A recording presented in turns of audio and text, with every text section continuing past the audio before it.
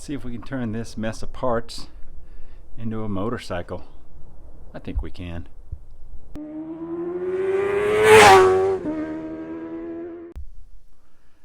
Hello my friends, and welcome to Tom's Tinkering Adventures. Today we're going to take a couple of basket case TTR125s and turn it into one riding motorcycle and maybe make some kid very happy. A friend of mine picked these two bikes up to fix his TTR125. He got his together, had these two carcasses laying around, and he kind of got started on it but never finished it, so of course turned it over to good old Tom to get it done. And I think we have everything we need. Let's take a look at what we're working with here. So frame and engine and such is from a TTR125E, I think they call it. It's the electric start version, and that's a kickstart frame in there, or kickstart engine in that frame, and that's where he had started because this was more complete and a little bit nicer. Now I think we could probably do this, but it doesn't really make a lot of sense because there's extra electric stuff on here and extra things we don't need, like a battery box. So what I told him we should really do is move all the best stuff over to this frame. This is the kickstart frame. This one was a little bit cleaner. I think that's why he kind of started that way, but we have all the parts. So I think it makes more sense to pull this engine out, put it into this frame. But this is a better front end. The swing arm and stuff on this one is a lot cleaner and nicer. That one's pretty rusty, and of course the wheel and stuff is better. So we're going to move the front end, the complete front end, the swing arm, and the engine over to this frame. So to get started, I am going to strip everything off of this frame. We're going to clean it, degrease it. I even have a can of Yamaha paint, so we may just spray it a little bit, touch it up, make it look pretty, and then we'll go from there. So I'm going to get a stand and put this on there and strip it down.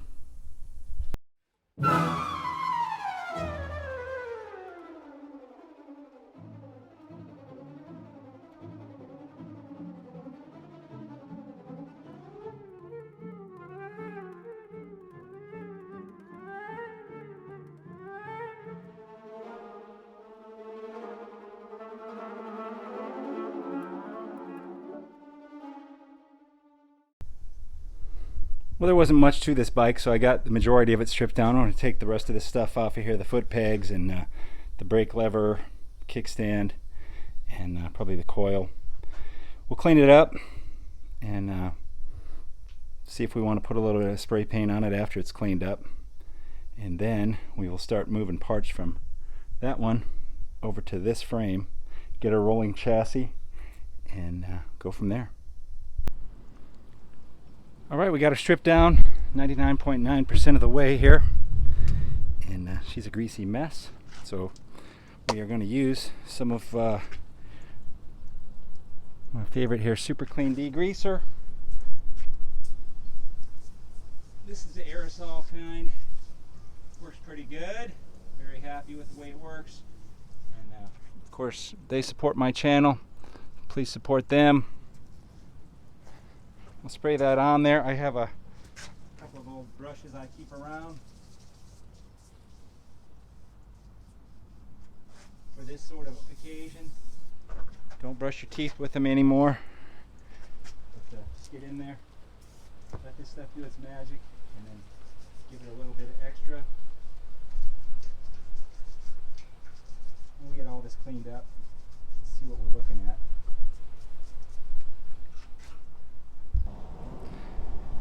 Well, now at least you can see some blue down here instead of all grease. So I've got it pretty well cleaned up.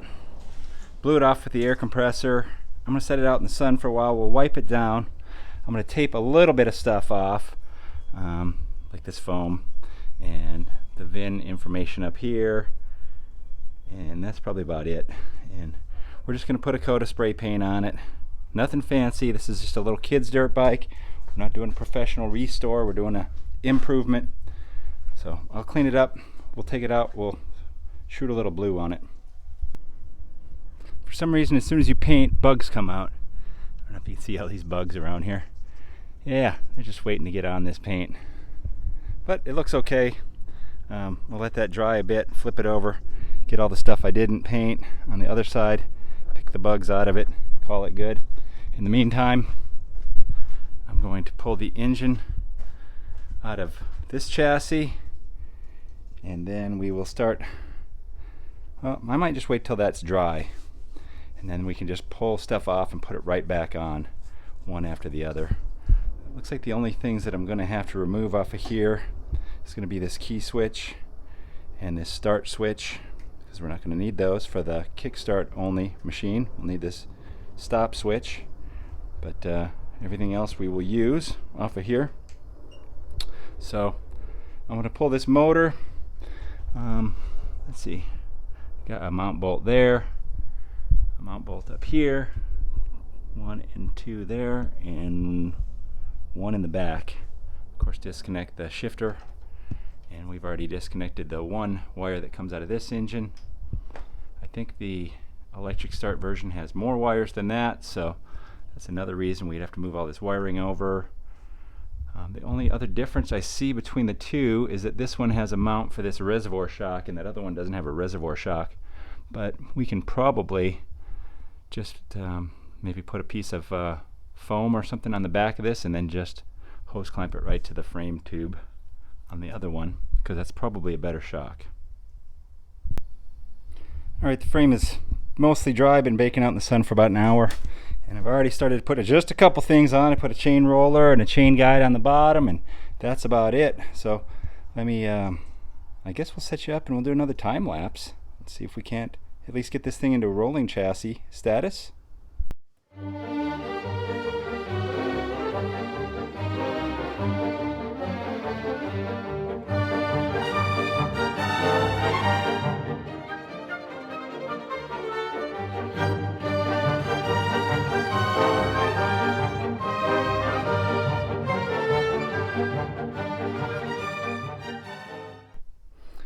Okay, we're mostly to rolling chassis setup right now. I need to hook up the brake here, and then I gotta pull these back out and put a little bit of grease on them. I did grease the head bearings when I installed those, so those are good to go. But a little bit of grease on these is a good idea while we have it apart. Then I'll hook up the brake lever, and then I think we can start looking at putting the engine in. Alright, everything's greased and hooked up. I installed the electrical system, which is nothing more than just a coil and a little CDI. We attached the shock reservoir here with some zip ties. I wrapped a old heater hose. I cut it in half, put it on there. I didn't have a hose clamp the right size for that, but we're good to go. I might have to do something about this throttle tube. We'll worry about that later. Let's get the engine in.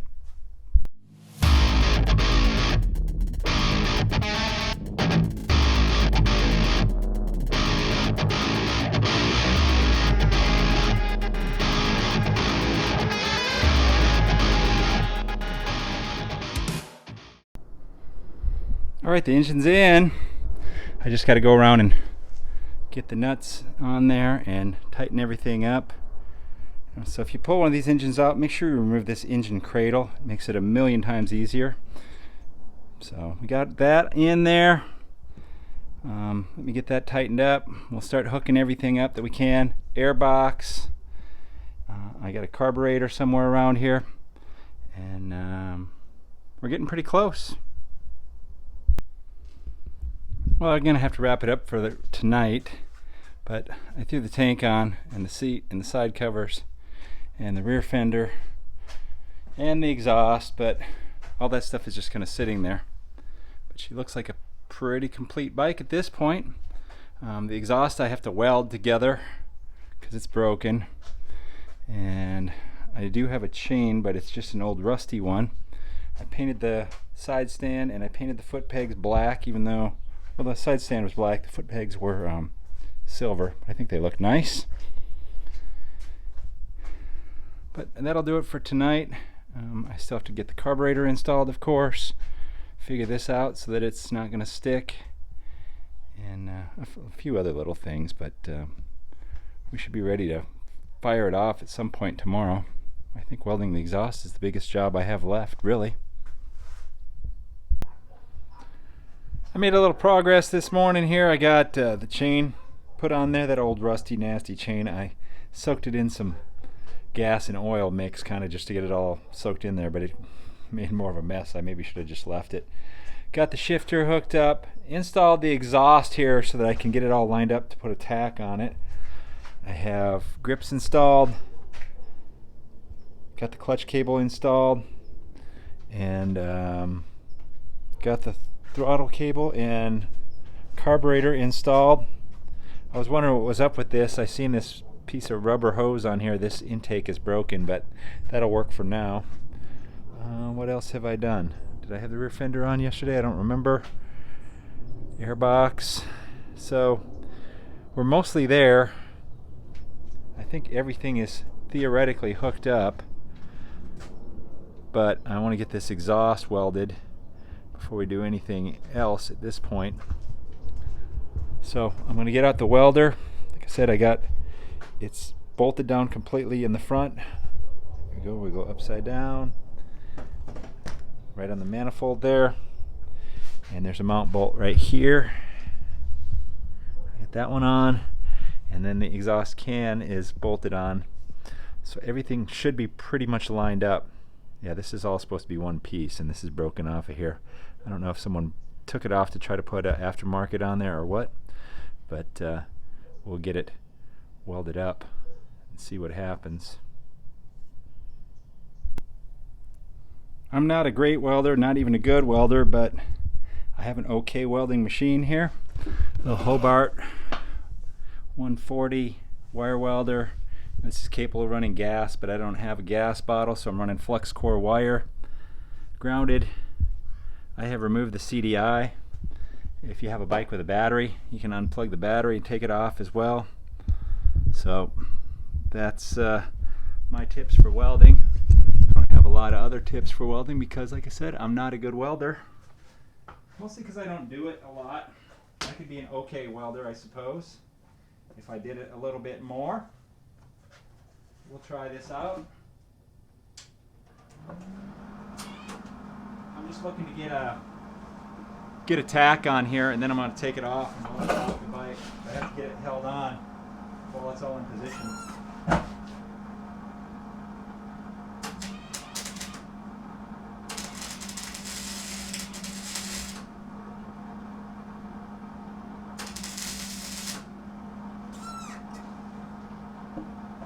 Alright, I'll probably do one more tack on the bottom, and we'll call that good. If I hold it far enough away, it doesn't look too bad. And I'm in the shadows, so there you go. There's an old saying, a grinder and paint make me the welder I ain't. So there you go. We'll throw a coat of paint on this thing after I knock down these boogers a little bit, and then put it on the bike. One thing's for sure, it is going to hold. Alright, the exhaust is installed. I have the fuel tank installed. It's leaking. I'm not going to track that down just yet. Let's see if we can get this wee beastie to fire up. My friend gave me an aftermarket carburetor for this, but I actually had a TTR125 carburetor on my shelf that I had cleaned a year ago or more. So I put that on there rather than the aftermarket one because I've had bad luck with those.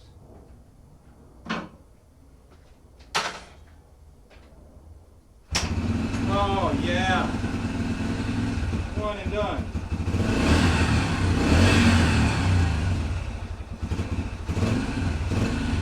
That's with no choke.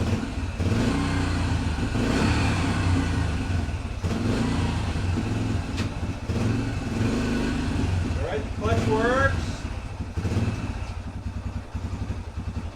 It's idling.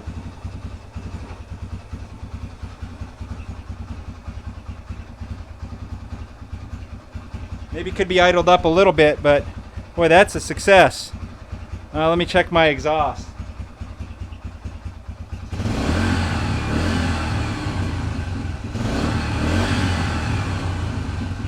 Yeah, the idiot who welded it must have missed a spot. I can feel it coming out the bottom, but it's not too loud. Well, here she is in all of her finished glory, as finished as I'm going to get it at least. I cleaned up these tank panels a little bit. I think they look a lot better. I removed the stickers that were half on there, and then I did my old heat gun trick. I'll try to remember to link that video somewhere on here. So I did the same thing on this rear fender. It didn't turn out quite as good, but I could probably hit it one more time and it'll come out pretty good. Cleaned those side panels just with a little bit of light Scotch-Brite. And there's my nice painted exhaust. So it's a 99% complete bike. Let's see, I made a list over here of the items that we need still. Alright, so there's a tank hold down strap. The little one that goes underneath here, it's a little rubber bit. Right side cover hardware, there's a quick connect here so you can take this one off and check the air filter without taking anything apart. The choke cable, there's one on here but it's broken. The intake manifold, we already looked at that. Oil dipstick, I'm pretty sure there's supposed to be a dipstick on that oil fill there, but there isn't, because that's definitely not a window. The chain, of course, and then fix the gas tank. If you fix the gas tank, she's a rider right now. Well, gas tank and the chain probably. That chain would last, who knows how long, but there you go. Took two parts of bikes and made one whole bike, and a lot of spare parts. Cheers to a job well done. That was a lot of fun. I really like doing things like that. You know, taking something that's been neglected, maybe would never get going, and get it going. And especially this, we don't have really any money into it at this point. And I think for about another $50, it'll be 100% complete. And if you wanted to make it look perfect, a new back fender, a new front fender, and a sticker kit, you'd have a really nice looking bike that runs really well. There was new tires even on this thing, so what the heck, it was just sitting on the side of my buddy's house. But we got it together, so some kid out there is going to have a nice little ride here, hopefully. Alright, if you're liking my content, give me a thumbs up, leave a comment down below. If you're not already a subscriber, please consider doing so. Thank you very much for watching. Get out there and find your adventure. Adios.